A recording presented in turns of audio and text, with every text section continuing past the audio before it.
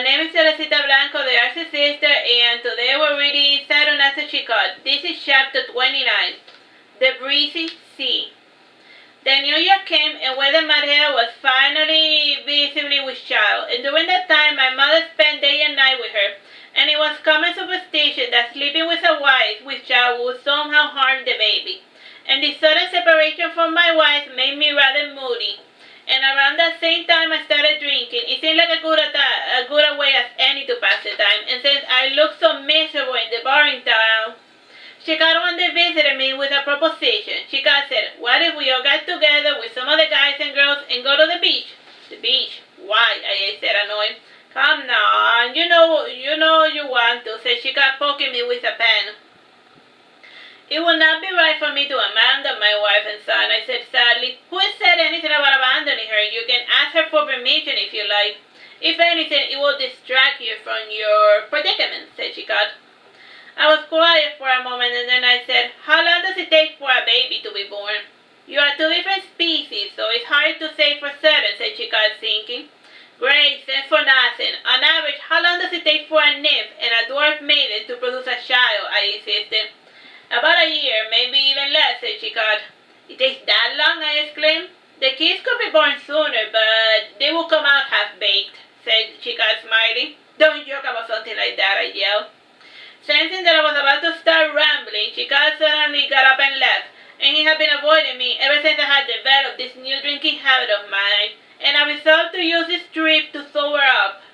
And before leaving, I asked Maera for permission to go on this trip, and she said I was free to go and that I did not need to ask for permission. And after 7 days of preparation, I sailed down the river with Chicot and 14 others, and from time to time the boat would stop at a fishing village down the river. And the villages varied greatly in size, and a few could almost call a town. Others were completely abandoned or burned to cinder. Things cleared up when the boat finally reached the ocean, and a group docked near a pirate stronghold named Benares. It was said to be controlled by a female pirate named the Asura, and the strange men guarding the borders allowed our small group to enter without any inquest. It seemed to me that they were allies with Chicot. And while a group settled in the inn, Chicot went into town to work on business. And the stronghold and the town that surrounded it were beautiful, and the ocean was deep blue, and it seemed to go on forever. Even the air smelled differently, and I completely forgot about Chicot as I went with the others to swim in the ocean. The waves were strong and furious, and after almost drowning once, I limited myself to hanging by the shore. And the pirates who lived there amused themselves by practicing something they called surfing. It was basically trying to ride a wave on top of a flat piece of wood. Sir Richard and Amberandos had paid for lessons, and after a day of practice, they were not seeing much improvement. All the fun stopped when Paola left the ocean screaming at the top of her lungs. Numerous fishes, twice her size, had swam past her, and for the rest of our stay, she would spend her time by the shore. The fishes passed by her and they said, "Ah!" When night fell, the sky was illuminated with all the astral bodies. They seemed to shine brighter in the ocean. The sound of the waves and the calm wind was soothing to my frayed nerves. I enjoyed the beach many times during the months we spent by the beach, and at other times I would amuse myself by checking out the amenities offered by the pirates. Their restaurant offered all kinds of exotic seafoods of all shapes and sizes.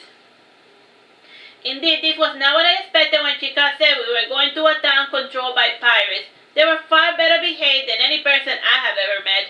They were odd, with some resembling the food they were serving at the table. Chicot did not spend much time with us during this mini-vacation, and from time to time I would see him walking with a strange girl and a man who looked very familiar. One time I tried to join in their conversation, but Chicot acted like he didn't know me. After that embarrassing incident, I left Chicot to his own devices. Close to the end of my trip, we went on the Asura ship to an island, and the waves in the beach we stayed were quite still, and the sand was also powdery white, and the water was crystal clear. The only building was a tower rising over the forest. Our group stayed away from it since it bore the resemblance of a wizard's tower. While there we engaged a bit in recreational fishing. We also tried the fruits that grew in the forest. Most of the fruits we foraged we had to get rid of because Chicot said that they were poisonous. And at night we ate fish and rice by the camp, and the pirates would sing or perform great feats of strength for our amusement. And the maidens among their ranks would also sing and dance as well. Some of the men in our group were somewhat disappointed that the maidens had not sold themselves to them. Chicot said that they were lucky that the pirates had not drowned them in the ocean for even trying such a thing. When I could not sleep, I would wander the jungle in the island, and there was no large animals in sight, and after stepping on something and almost spraining my ankle, I decided to just circle around the coast, where the ground was more or less even, and I decided to start collecting seashells and other items that washed ashore that piqued my interest. And from time to time, strange things would wash ashore, and these items were unusually quite small, or they were fragments of something bigger. Some of the items I just left there because they were far too big and I could not find any use for them. One was a strange box with a small rectangular hole on the side and with another odd thing inside of it. The box had a few indentations and was made of a strange material.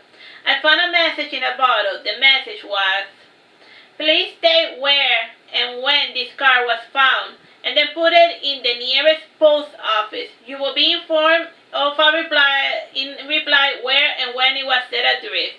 Our object is to find out the direction of the deep currents of the North Sea." I gave this note to Chicot and he commented, "I am surprised that this washed up here of all places." "Why is this so surprising?" I asked. "Things of the sort only wash up in the northern beaches. It must have had one hell of a trip to have washed up in this island," said Chicot. He added, getting up, "Where exactly did you find this?" I took Chicot to the part of the island where the strange sea items were washing ashore. His face darkened as he left without saying a word, and most of the pirate crew was nowhere in sight for a couple of days, and I was even alarmed when I saw the ship leave for 2 days, and when it came back, it had additional supplies. Though I think that the supplies were meant to distract us of the mystery involving those items that kept washing ashore. Chicot refused to speak of those items again, and many of them had been taken by the pirates. The ones that remained were more mundane. It was a good thing I had already picked out what I liked before showing Chicot the mysterious message in a bottle. We spent about a month in this island, and no new items was ashore, so it was a bit of a disappointment. The time eventually came for us to start heading home. Time, bro? 7 minutes. The trip back upstream was slower. It felt even longer thanks to Chicot's teasing. One day he said, "I can't believe you abandoned your pregnant wife to go on vacation by yourself." "Wait, I did not abandon her. She gave me permission," I said, annoyed.